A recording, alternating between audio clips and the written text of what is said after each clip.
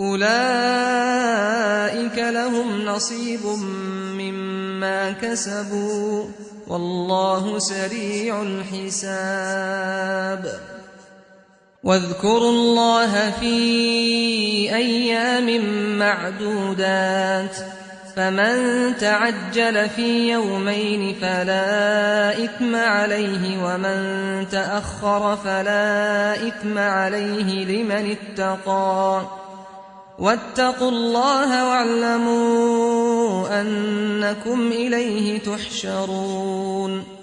ومن الناس من يعجبك قوله في الحياة الدنيا ويشهد الله على ما في قلبه وهو ألد الخصام وإذا تولى سعى في الأرض ليفسد فيها ويهلك الحرث والنسل والله لا يحب الفساد وإذا قيل له اتق الله أخذته العزة بالإثم فحسبه جهنم ولبئس المهاد ومن الناس من يشري نفسه ابتغاء مرضات الله والله رؤوف بالعباد يا أيها الذين آمنوا ادخلوا في السلم كافة ولا تتبعوا خطوات الشيطان إنه لكم عدو مبين فإن زللتم من بعد ما جاءتكم البينات فاعلموا أن الله عزيز حكيم هل ينظرون إلا أن يأتيهم الله في ظلل من الغمام والملائكة وقضي الأمر وإلى الله ترجع الأمور سل بني إسرائيل كم آتيناهم من آية بينة ومن يبدل نعمة الله من بعد ما جاءته فإن الله شديد العقاب زين للذين كفروا الحياة الدنيا ويسخرون من الذين آمنوا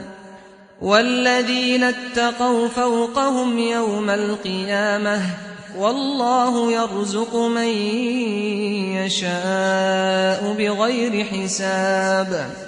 كان الناس أمة واحدة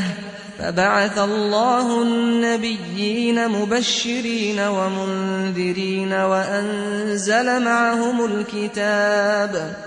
وأنزل معهم الكتاب بالحق ليحكم بين الناس فيما اختلفوا فيه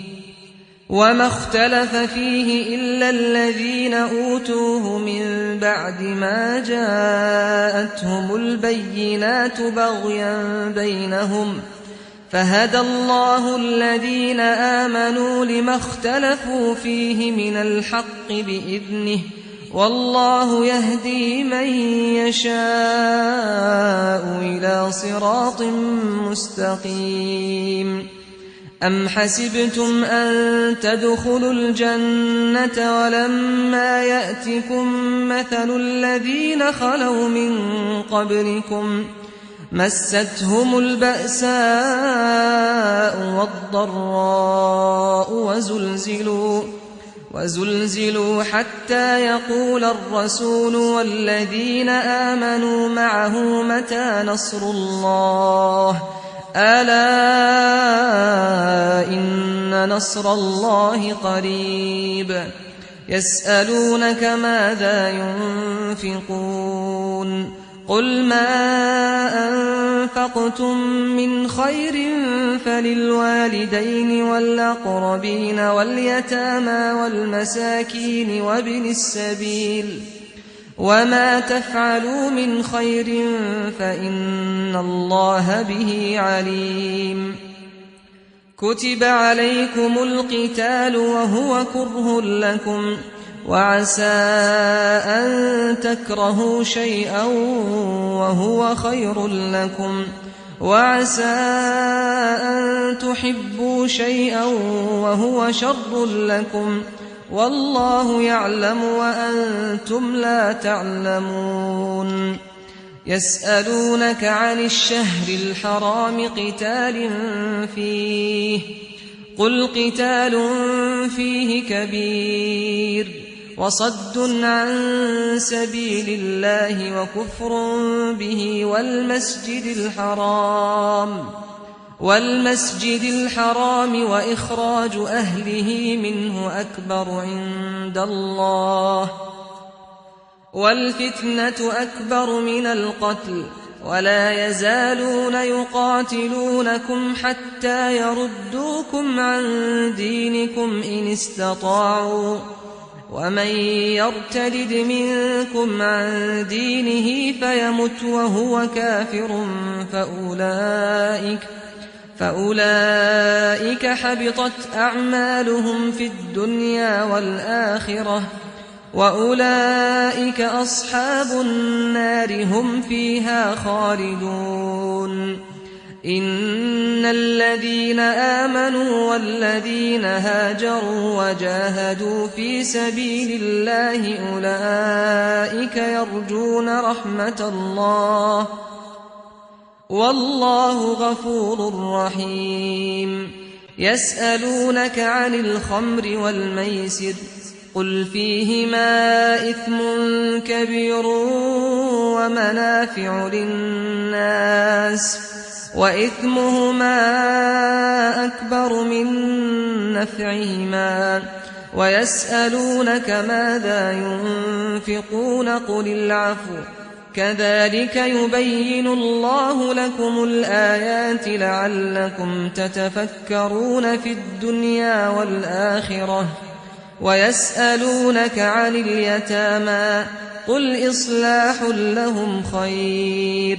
وإن تخالطوهم فإخوانكم والله يعلم المفسد من المصلح ولو شاء الله لأعنتكم إن الله عزيز حكيم ولا تنكحوا المشركات حتى يؤمنوا ولأمة مؤمنة خير من مشركة ولو أعجبتكم ولا تنكحوا المشركين حتى يؤمنوا ولعبد مؤمن خير من مشرك ولو أعجبكم أولئك يدعون إلى النار والله يدعو إلى الجنة والمغفرة بإذنه ويبين آياته للناس لعلهم يتذكرون ويسألونك عن المحيض قل هو أذى فاعتزلوا النساء في المحيض ولا تقربوهن حتى يطهرن فإذا تطهرن فأتوهن من حيث أمركم الله إن الله يحب التوابين ويحب المتطهرين نساؤكم حرث لكم فأتوا حرثكم أنى شئتم وقدموا لأنفسكم واتقوا الله واعلموا أنكم ملاقوه وبشر المؤمنين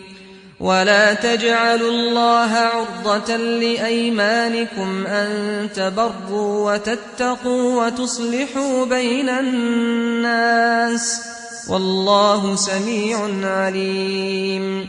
لا يؤاخذكم الله باللغو في أيمانكم ولكن يؤاخذكم بما كسبت قلوبكم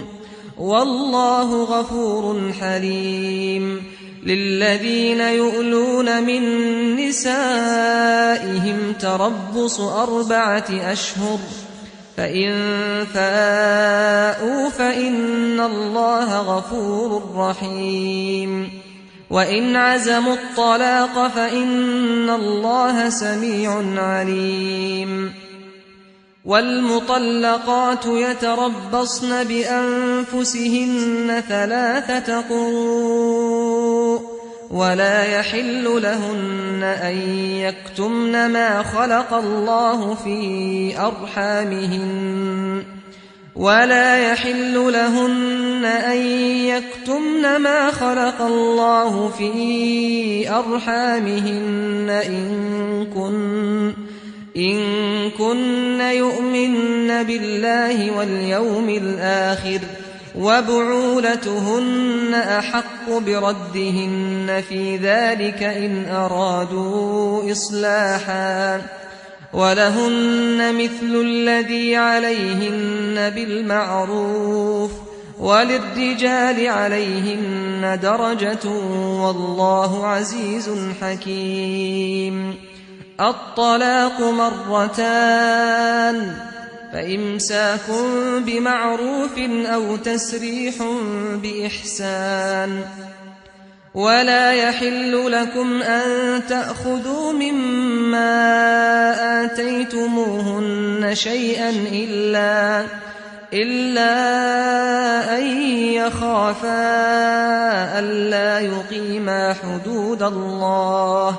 فإن خفتم ألا يقيما حدود الله فلا جناح عليهما فيما افتدت به تلك حدود الله فلا تعتدوها ومن يتعد حدود الله فأولئك هم الظالمون فإن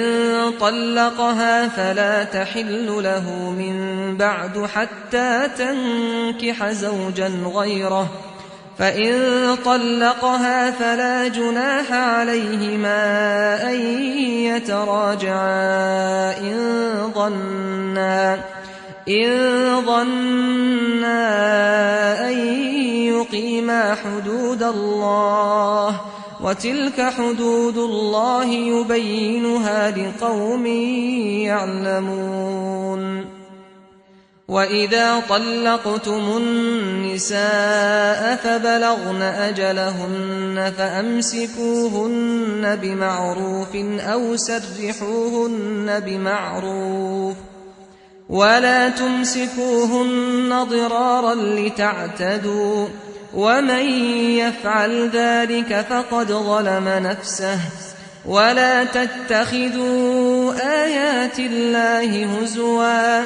واذكروا نعمة الله عليكم وما أنزل عليكم من الكتاب والحكمة يعظكم به واتقوا الله واعلموا أن الله بكل شيء عليم وإذا طلقتم النساء فبلغن أجلهن فلا تعضلوهن أن ينكحن أزواجهن إذا تراضوا بينهم بالمعروف ذلك يوعظ به من كان منكم يؤمن بالله واليوم الآخر ذلكم أزكى لكم وأطهر والله يعلم وأنتم لا تعلمون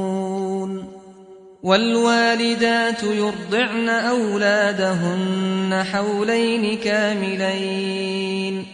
لمن أراد أن يتم الرضاعة وعلى المولود له رزقهن وكسوتهن بالمعروف لا تكلف نفس إلا وسعها لا تضار والدة بولدها ولا مولود له بولده وعلى الوارث مثل ذلك فإن أرادا فصالا عن تراض منهما وتشاور فلا جناح عليهما وإن أردتم أن تسترضعوا أولادكم فلا جناح عليكم إذا سلمتم ما آتيتم بالمعروف واتقوا الله واعلموا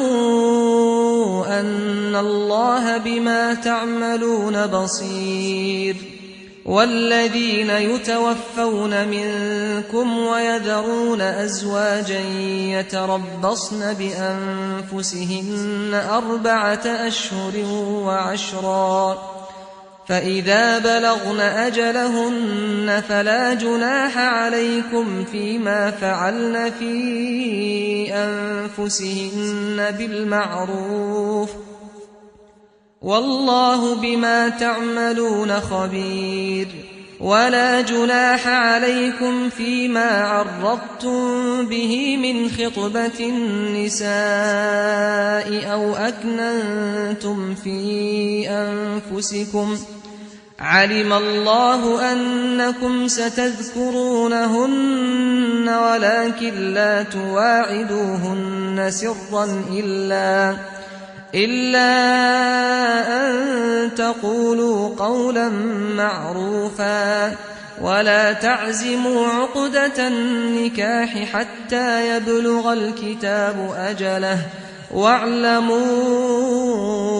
أن الله يعلم ما في أنفسكم فاحذروه واعلموا أن الله غفور حليم. لا جناح عليكم إن طلقتم النساء ما لم تمسوهن أو تفرضوا لهن فريضة ومتعوهن على الموسع قدره وعلى المقتر قدره متاعا بالمعروف حقا على المحسنين. وإن طلقتموهن من قبل أن تمسوهن وقد فرضتم لهن فريضة فنصف ما فرضتم إلا أن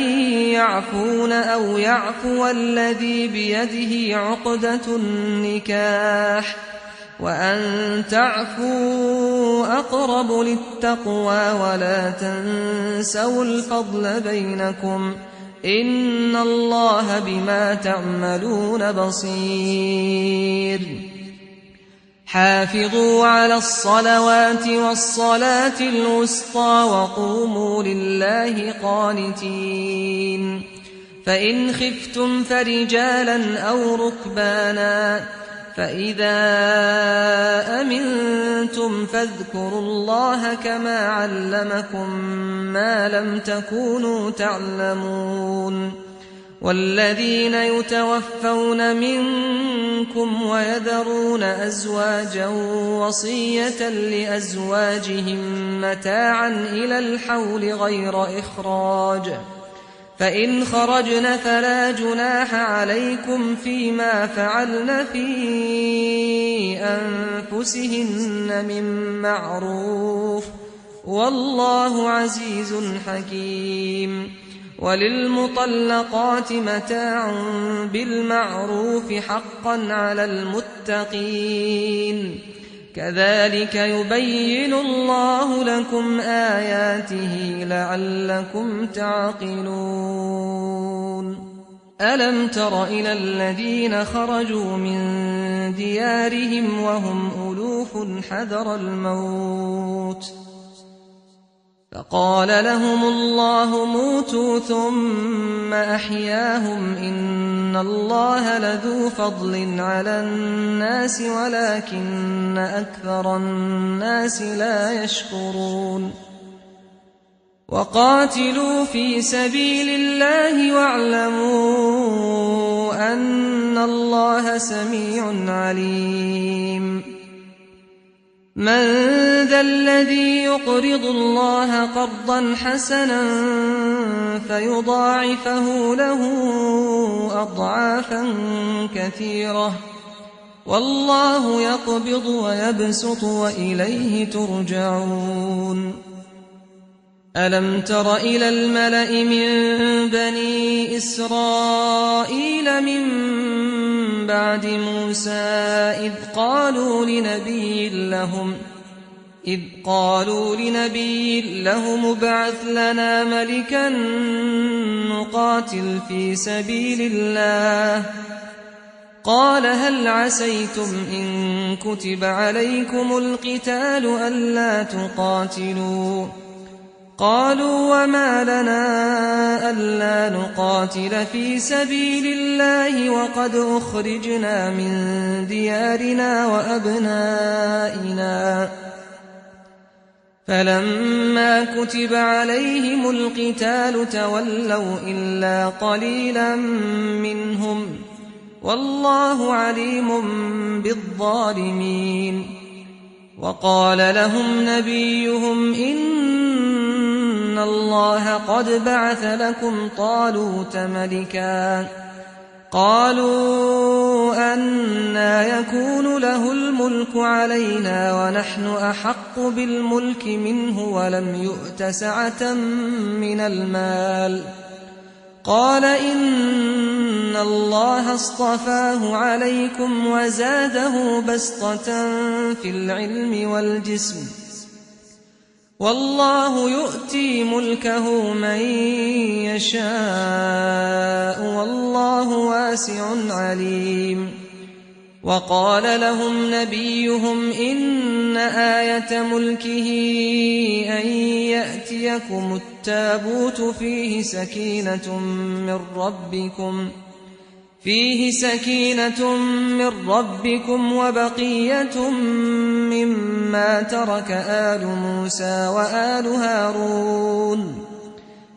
وبقية مما ترك آل موسى وآل هارون تحمله الملائكة إن في ذلك لآية لكم إن كنتم مؤمنين فلما فصل طالوت بالجنود قال إن الله مبتليكم بنهر فمن شرب منه فليس مني ومن لم يطعمه فإنه مني إلا من اغترف غرفة بيده فشربوا منه إلا قليلا منهم فلما جاوزه هو والذين آمنوا معه قالوا لا طاقة لنا اليوم بجالوت وجنوده قال الذين يظنون أنهم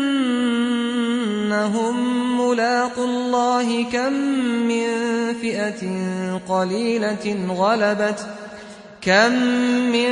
فئة قليلة غلبت فئة كثيرة بإذن الله والله مع الصابرين ولما برزوا لجالوت وجنوده قالوا ربنا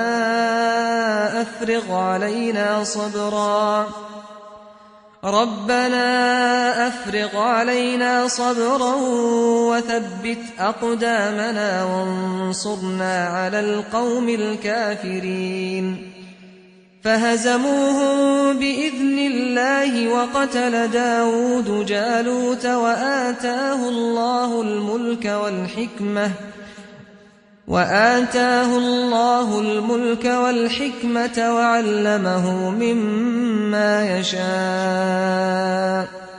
ولولا دفع الله الناس بعضهم ببعض لفسدت الأرض ولكن الله ذو فضل على العالمين تلك آيات الله نتلوها عليك بالحق وإنك لمن المرسلين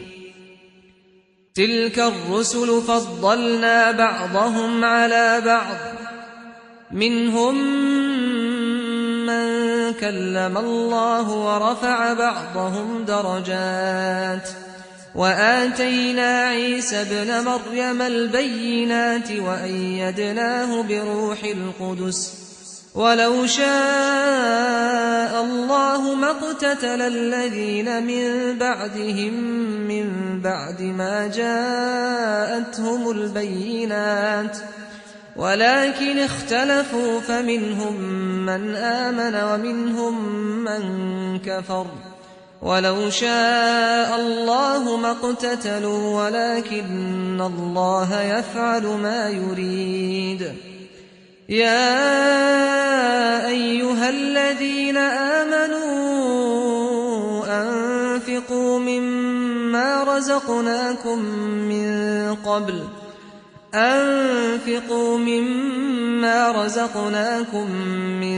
قبل أن يأتي يوم لا بيع فيه ولا خلة ولا شفاعة والكافرون هم الظالمون. الله لا إله إلا هو الحي القيوم لا تأخذه سنة ولا نوم له ما في السماوات وما في الأرض من ذا الذي يشفع عنده إلا بإذنه يعلم ما بين أيديهم وما خلفهم ولا يحيطون بشيء من علمه إلا بما شاء وسع كرسيه السماوات والأرض ولا يؤوده حفظهما وهو العلي العظيم. لا إكراه في الدين قد تبين الرشد من الغي فمن يكفر بالطاغوت ويؤمن بالله فقد استمسك بالعروة الوثقى لا انفصام لها والله سميع عليم. الله ولي الذين آمنوا يخرجهم من الظلمات إلى النور والذين كفروا أولياؤهم الطاغوت يخرجونهم من النور إلى الظلمات أولئك أصحاب النار هم فيها خالدون. ألم تر إلى الذي حاج إبراهيم في ربه أن آتاه الله الملك إذ قال إبراهيم ربي الذي يحيي ويميت قال أنا أحيي وأميت قال إبراهيم فإن الله يأتي بالشمس من المشرق فأت بها من المغرب فبهت الذي كفر والله لا يهدي القوم الظالمين. أو كالذي مر على قرية وهي خاوية على عروشها قال أنى يحيي هذه الله بعد موتها فأماته الله 100 عام ثم بعثه قال كم لبثت قال لبثت يوما أو بعض يوم قال بل لبثت 100 عام فانظر إلى طعامك وشرابك لم يتسنه وانظر إلى حمارك ولنجعلك آية للناس وانظر إلى العظام كيف ننشزها ثم نكسوها لحما فلما تبين له قال أعلم أن الله على كل شيء قدير. وإذ قال إبراهيم رب أرني كيف تحيي الموتى قال أولم تؤمن قال بلى ولكن ليطمئن قلبي قال فخذ 4 من الطير فصرهن إليك ثم اجعل على كل جبل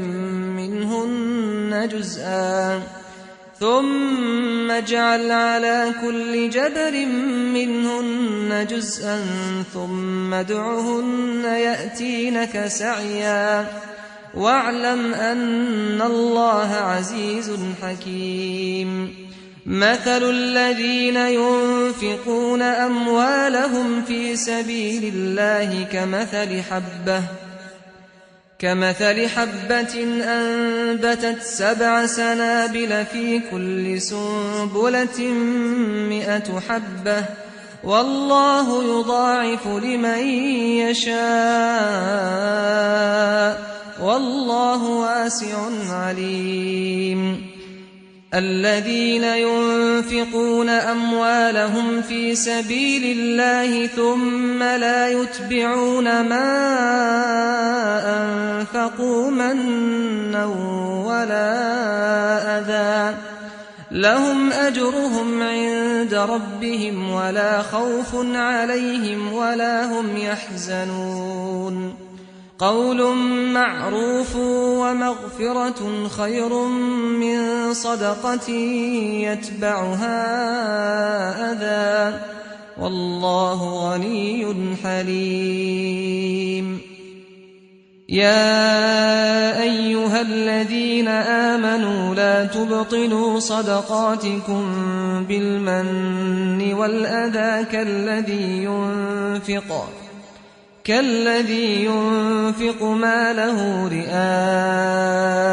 الناس ولا يؤمن بالله واليوم الآخر فمثله كمثل صفوان عليه تراب فأصابه وابل فتركه صلدا لا يقدرون على شيء مما كسبوا والله لا يهدي القوم الكافرين ومثل الذين ينفقون أموالهم ابتغاء مرضات الله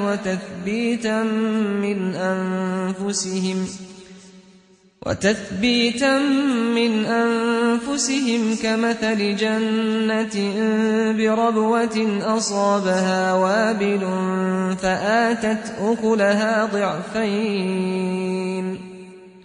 فآتت أكلها ضعفين فإن لم يصبها وابل فطل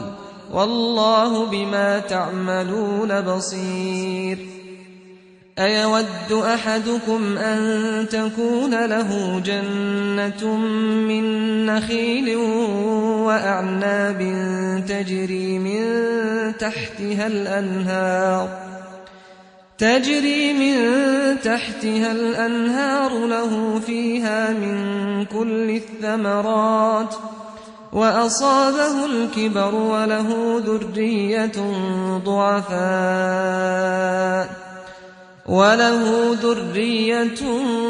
ضعفاء فأصابها إعصار فيه نار فاحترقت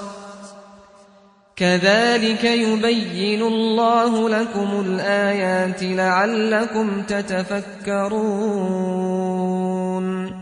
يا أيها الذين آمنوا أنفقوا من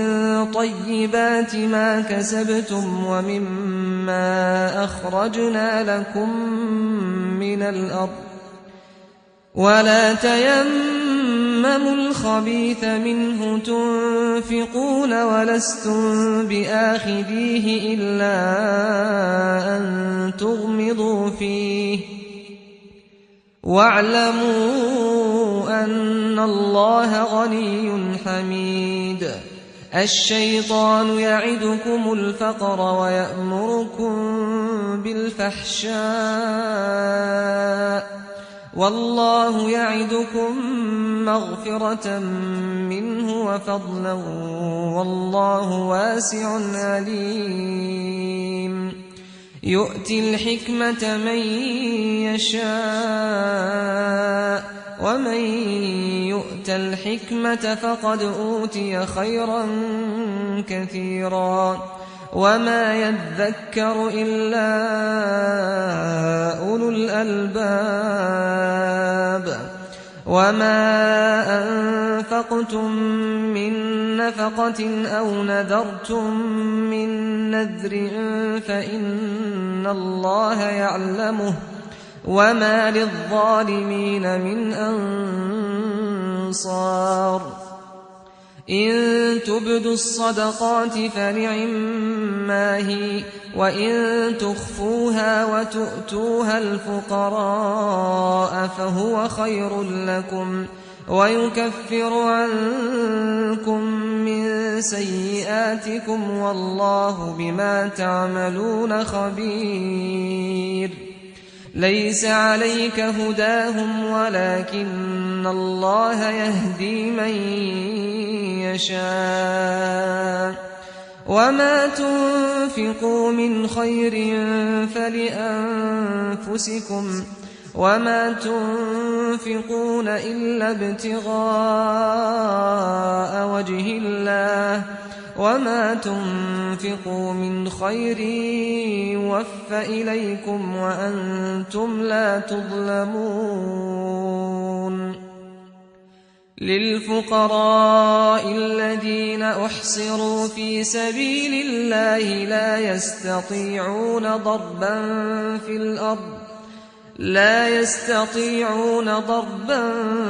في الأرض يحسبهم الجاهل أغنياء